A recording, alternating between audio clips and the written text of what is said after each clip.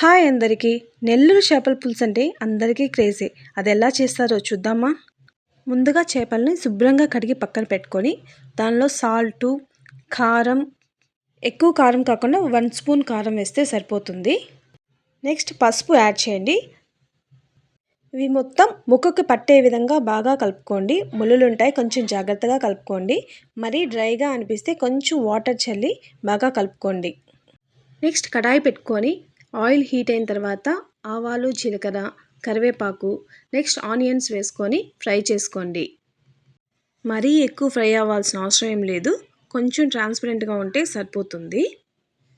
Onion fry అయిపోయిన తర్వాత next tomato add చేసుకోండి.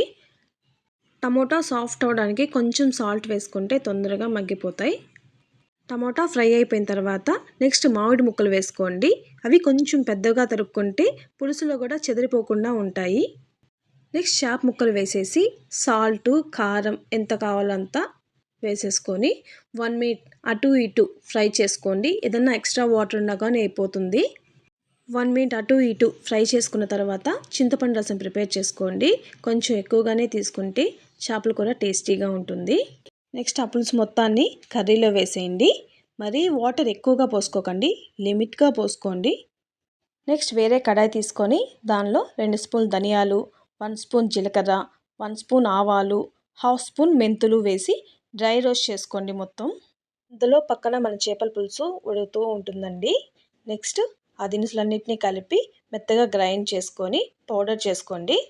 ఒక 10 మినిట్స్ అయిన తర్వాత చేపల పులుసు కొంచెం ఉడికిపోయి ముక్క మొత్తం ఉడికిపోయి ఉంటుందండి. ఇప్పుడు ఆ పౌడర్ మొత్తం యాడ్ చేసుకోండి. వీడియో క్వాలిటీ కొంచెం తక్కువగా ఉన్న టేస్ట్ మాత్రం బాగుంటుందండి. నెక్స్ట్ పచ్చిమిరపకాయలు, కొత్తిమీర వేసి అటు ఇటు ముక్క కదలకుండా కలుపుకొని ఇంకో 10 మినిట్స్ బాయిల్ చేసుకుంటే మన ఫిష్ కర్రీ రెడీ అండి. కర్రీతో పాటు 1 పీస్ అలా పక్కన తవా ఫ్రై చేసుకొని ఆ పీస్తో పాటు ఇది కూడా తింటే ఆ కిక్కే వేరండి. Happy eating. Please subscribe.